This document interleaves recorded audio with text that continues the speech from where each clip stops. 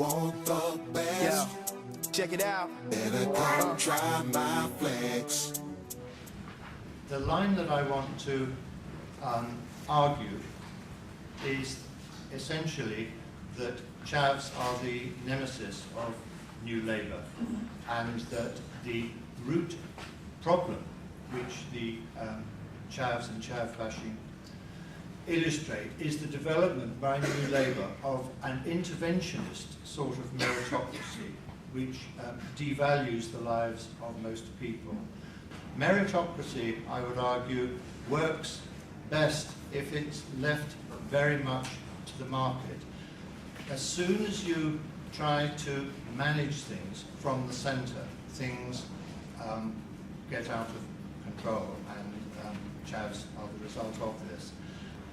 And interventionist meritocracy, by putting so much emphasis on success and winning and doing well, that sort of thing, being competitive, devalues those ordinary lives.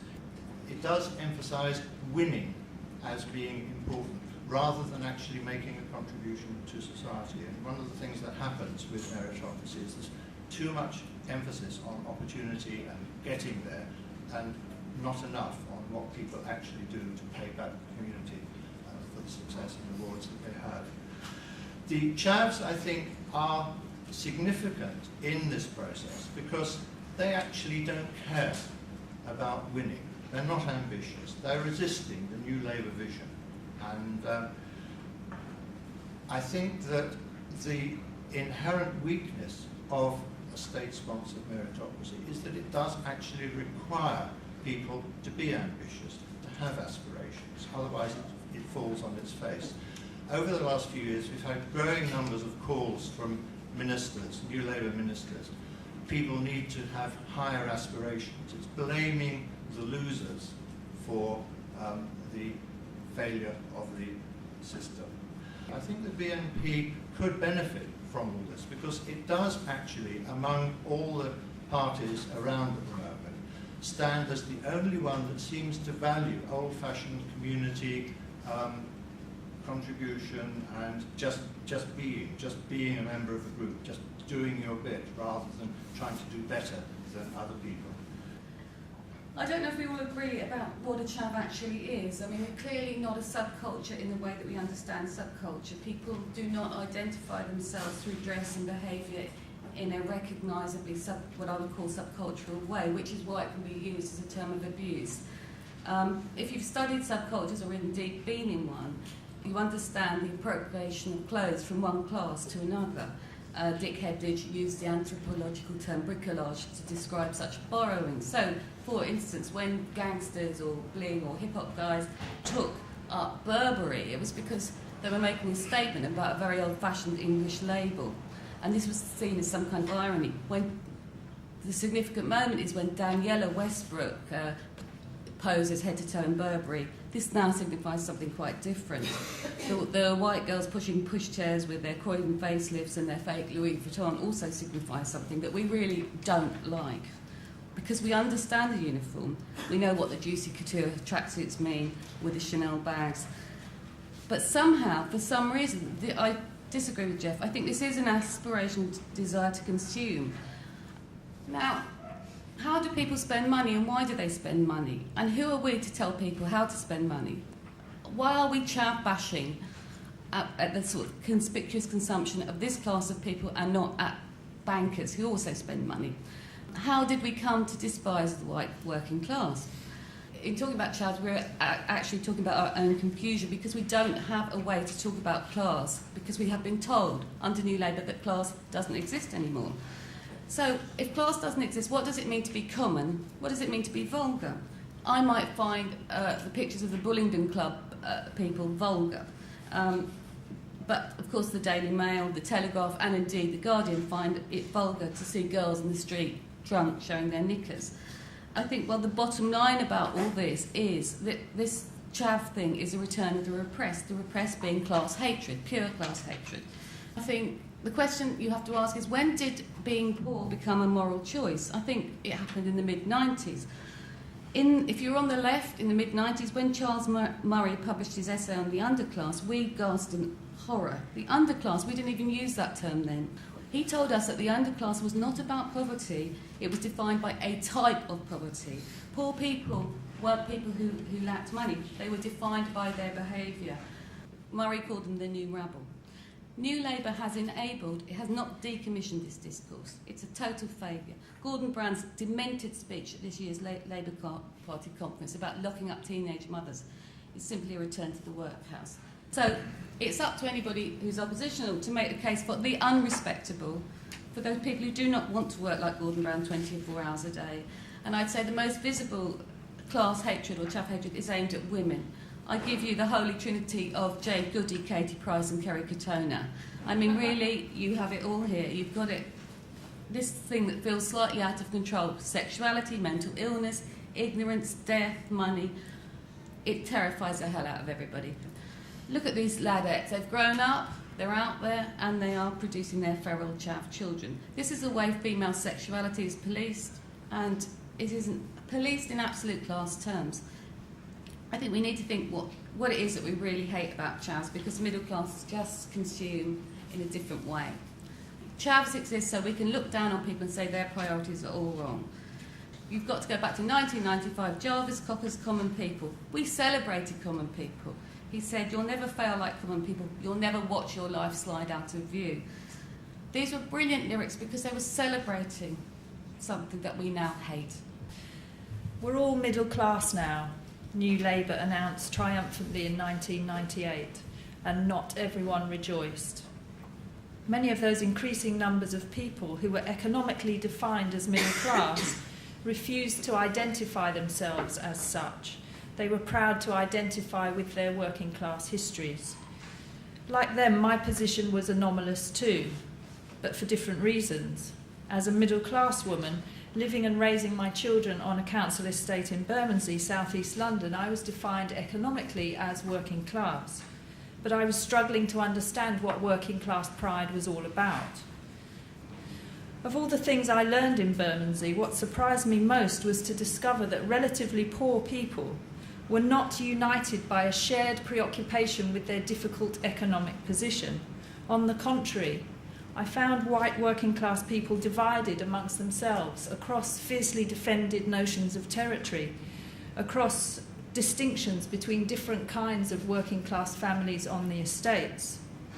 And at the same time, they were lamenting the death of their idea of community and struggling to defend their way of life against the increasing influence of immigrants from Asia, Africa, Caribbean, and Eastern Europe. Here in Bermondsey, despite the success of multiculturalism, which was rightly being celebrated nationally as a fantastic resistance movement against racial and cultural prejudice in Britain, were white working class people crying out in defiance of this victory, what about us? Why are we feeling under threat in our own neighbourhoods? What about our way of life? And even, what about our culture?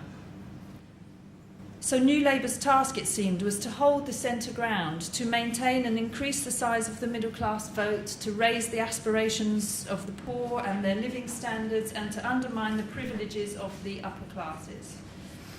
Whilst Bermondsey people were lamenting the death of their idea of community and were preoccupied with trying to defend their way of life, learning now how to have an explicit cultural identity in order to compete in a multicultural climate, the political and economic struggles, which have historically defined what it means to be working class in Britain, were forced into the background and concealed. And this highlighted the present danger, symbolised now by the growing influence of the British National Party, which is that even as we celebrate multiculturalism, there is no institution, political or economic, through which relatively poor people, black, white, Asian and mixed race, can come together to know themselves collectively as working class. We struggle to imagine that the working class is a multiracial phenomenon. A focus on employment forces us to have to think not just about what is going on culturally in contemporary working class communities or neighbourhoods, but also about what has happened in them historically. The battle for improvement in the appalling living and working conditions of the poor in Britain was fought largely through self-organising collective action. It is this collective struggle to fight against poverty and its associated limitations, together with intense loyalty felt towards closely knit communities, which have traditionally been the reasons for working class pride. It is about survival when all the economic odds are stacked against the poor, and it is about the struggle for dignity in a country where, relative to dominant social, economic and political values, the working classes are at the bottom of the heap. This is why working class people who have done well for themselves don't necessarily want to be identified as middle class. Being middle class means looking down on working class people, and working class people supposedly don't look down on their own. This understanding of economic history allows for a subtle but significant shift away from the cultural strategies of the white working classes, away from the naive middle class point of view which makes education the only legitimate aspiration, and towards a renewed political perspective. It becomes clear that being relatively poor makes work, not education, the focus of life's ongoing struggle. The problem, however, is that in the last 30 years, the industrial and manufacturing economies have been ripped out of the heart of working class neighbourhoods. These are the areas where Nick Griffin is winning votes. Surprise, surprise. And the influence of all those integrating collective movements, which were the source of working class strength and a defensive sense of self-respect, have been gradually undermined. To be valued in Britain at the beginning of the 21st century, a person now seems maybe to have to be either middle class or ethnic.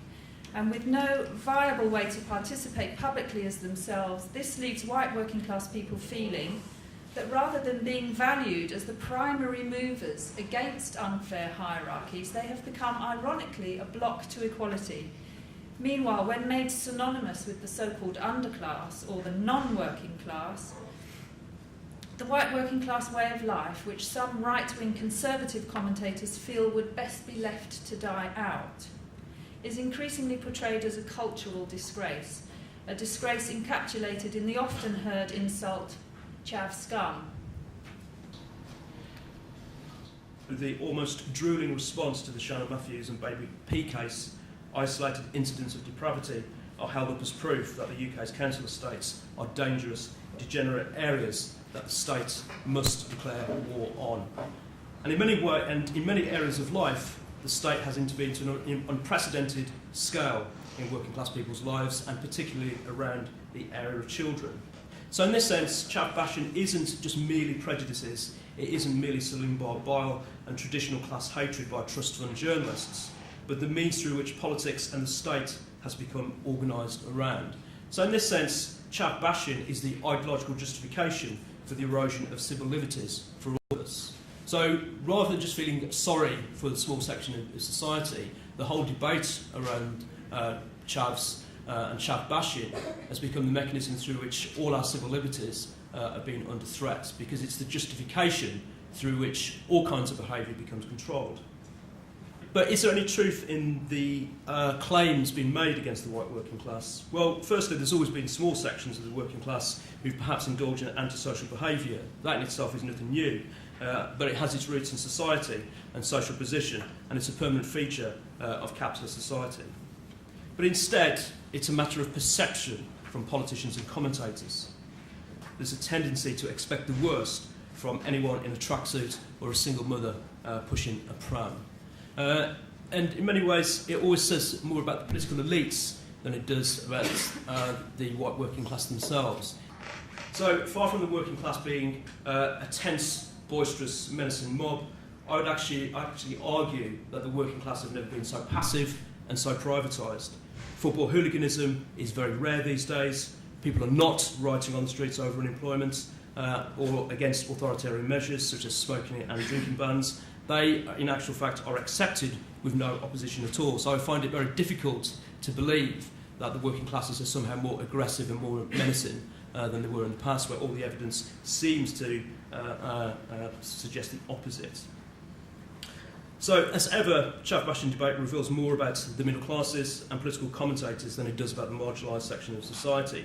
There is the usual and unsavoury aspect of demarcation, whereby well-to-do commentators can feel good about themselves because they don't live in Essex, Walthamstow or wear tracksuits. But it also reveals how far the apparently educated middle classes are divorced from basic social theory of how environmental factors play a big part in shaping behaviour. By reducing themselves to the level of screeching hysteria, such commentators reveal their own banal mindset and their inability to think socially. More disgracefully, such commentators are also losing sight of their humanity. The final point is that alongside Chav Bashing, you also have a sort of mocking championing of council estate chic. In areas of East London, wearing tracksuits and jewellery was de rigueur as a sort of ironic fashion statement. Prince Harry and royal aristocrats had a fancy dress party dressed up as chavs 3 years ago. Sections of the media, such as Channel 4, also like to flirt with what they perceive to be as unrespectable behaviour as a way of pointing the finger and mocking the respectable sections of the working class. So the flirting with so-called chav behaviour alongside the chav-phobia is a way of mocking the respectable aspirations of the majority of the working classes. And I think, unlike the marginalised sections of the working class with jobs, mortgages and credit cards are the one people who don't know their place. I'm just sort of interested, I guess, in why it is that the white working class is racialised in ways that the middle class, the white middle class, for example, we never hear that term, we never hear the white working class. And I think Gillian and, Suzanne, I think your point about the working class being a multiracial class is a way that we can really intervene in the idea, this kind of mythology around the chav. I think that mythology sort of relies upon two kind of related, intertwined strands. First of all, that the white working class is too white, so they're not embracing multiculturalism, they vote for the BNP and they're racist, for example. And then also that they're not quite white enough, so in terms of, the chavette who has mixed race children and who associates with other races in ways that are sort of considered polluting. And I'm interested, I guess, in the ways that those two strands can be seen as a kind of middle-class projection onto the working class, which is then racialised as white rather than multiracial, and perhaps how that sort of reveals things about the middle class's own insecurities about multiculturalism. I'm not sure that I prefer the defence of chavs to the attack on chavs. They seem to share the same assumptions. The attack on chavs is revolting, and I wouldn't defend that. But defending chavs as leading a lifestyle that we should be emulating isn't a good response to anything. I think we should be defending people's civil liberties, but at the same time we should be questioning some of the problems in society. So, to the extent that young people don't have anything to look forward to, they don't have any values which they can aspire to, I think that's a problem. And I don't think that we can just get into this kind of round of talking about chavs and people in the underclass as if they're part of a culture and that it's never going to change. We need to introduce a social critique and a political critique of that. I've had the lucky experience of being able to move freely amongst probably some of the most poorest people in Britain and some of the richest, and to be able to compare and contrast. And it seems to me that the only difference between the poor and the rich is that the rich can afford to be immoral. One of the main differences is that the toffs, who, if we assume, are also immoral, have this aspiration to rule, and they are ruling. And so if there really is, if basically they are as immoral as the very poor, what kind of leadership does that give us in this country? That's what all I'm trying to say is, who is leading? I think examining the composition of class and class power is key to unravelling this debate, very much along the lines of the gentleman at the back. Somebody asked the question, why aren't the middle classes becoming racialised? Because essentially their values are the ones that are in power. If you look at the 20th century, it was essentially a tug-of-war between the left and right. the working classes and the elites, the capitalist classes for want of a better word. But once the elites had defeated the working classes so systematically, politically, the traditional elites collapsed with it. If you think of it like a tug of war, once one side collapsed, the other side collapsed as well. So in terms of the values that have risen to the top, unfortunately it is the middle class's values that predominate in society at the moment.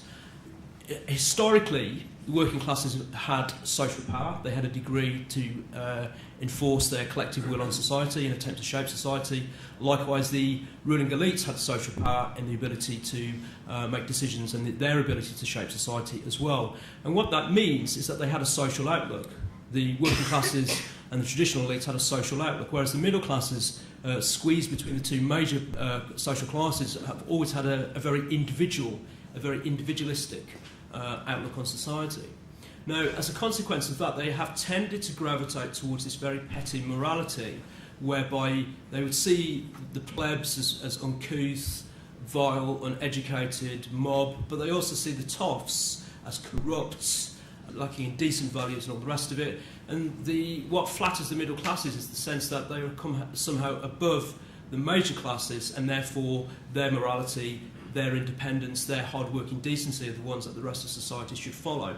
And that's the kind of position that we're in today. Essentially, the collapse of left and right, the collapse of the old tug of war between the major classes has led to the middle class's values rising to the top. And I think that that's perhaps the best way to understand it. So in that sense, I would actually defend the toffs, because they are the section of society who are also vilified for daring to have the arrogance of having social power, which the working classes once had.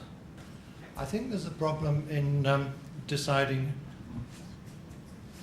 who we are. I mean, when you decide to attack someone, this has to be from a position of knowing who you are. And I think that the fundamental problem for Britain is that it's not a proper country. It's the former metropolitan hub of an empire. And we don't have all the ingredients within Britain for being a proper country. Specifically, we don't have a peasantry. Most proper countries have peasantries, and the peasantry is the sort of default population. It is the repository of core values and ways of doing things of a national culture.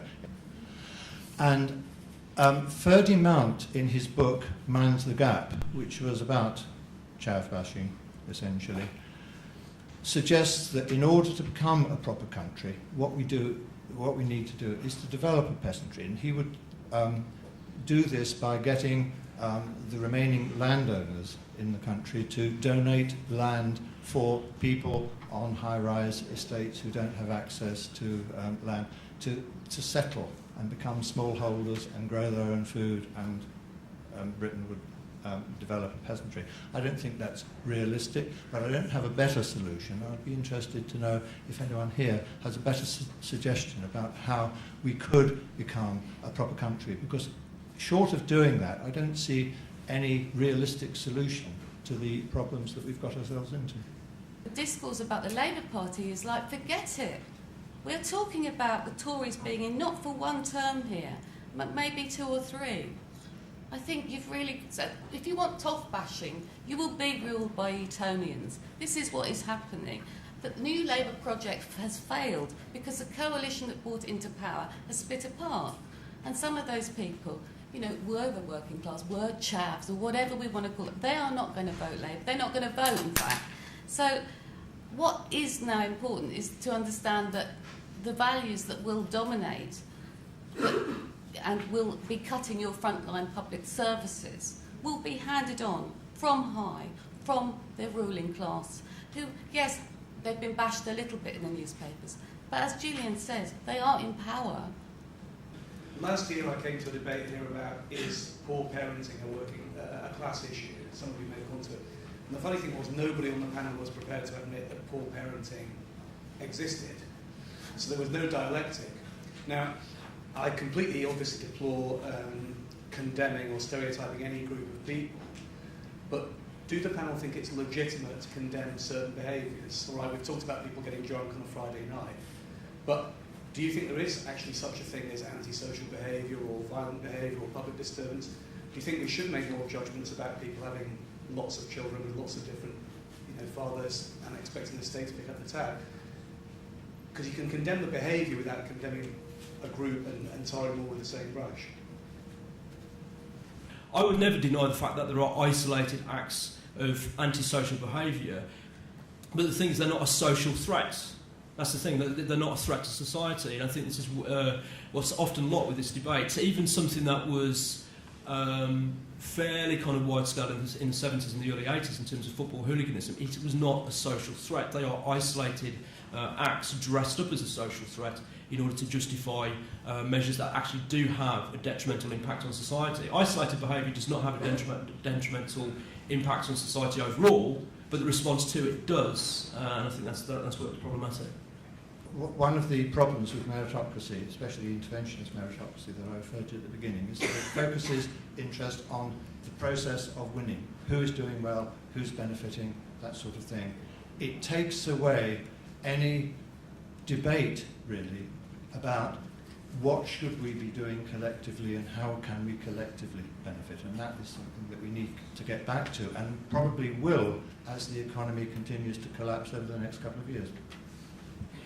We do sort of know what we're getting, don't we? We're going to get extremely right-wing fiscal policy combined with the social liberalism that everybody takes advantage of, i.e. sex, drugs and rock and roll. That is what we're getting. And then we're going to have an intervention of people like, ranging, I would say, from the Daily Mail to Gordon Brown, who preach restraint. Restraint will be the thing that is neither left nor right, but restraint will be the kind of way that we try to deal with these social problems. We've got 1 in 5 people between 18 and 25 not in education and employment and training. We've got 300,000 graduates coming out this year. We'll have no jobs. We're going to have some very, very angry people out there. I would encourage people to be antisocial, angry, pissed off about the system that's produced this. I just want to make 3 brief points maybe to sum up. The first one is that let's not assume that the social threat necessarily comes from poor behaviour in the working classes. The social threat comes when the institutions which are supposed to deliver a meritocracy fail to work effectively. So that a child who is growing up in a disrupted family where the provision of care is less than appropriate ought to stand a good chance of doing well in school. In a neighbourhood where schools are failing, that social threat of institutional failure is as great as what might be happening to threaten the child in the family. So let's not project everything onto the family or onto working class parents. Middle class institutions are perfectly capable of failing disastrously. The second thing is that this notion of the chav being an insult, that on the ground, as an anthropologist, what I see is that the notion of the chav is being picked up and used as a self-respecting form of aesthetic defence. That young people are taking up the chav term and using it to describe an aesthetic that they're perfectly proud of. Thank you. And the other thing is this, I just want to take up, Jeff, this notion of us not being a proper country and what we need is a peasantry. I found that astounding. That the thing about the peasantry is that they're dependent on patronage. The principal question of a peasant is who's going to take care of me? That's exactly the question of the white working class at the moment. And unfortunately, the answer is being provided by the British National Party, and what they're doing is old Labour-style politics, which was about patronage. We will take care of you, and what we're going to get with the Conservatives is how will you take care of yourself? And we've had that with New Labour, and I think it's really wrong to say that we're not a proper country. We are a proper country. It's just that under New Labour we've been in denial about what kind of a country we are. When Gordon Brown responds to the Jade Goody crisis or the London bombings and says, oh yes, we're all about, being British is all about tolerance and fair play, what a load of bollocks.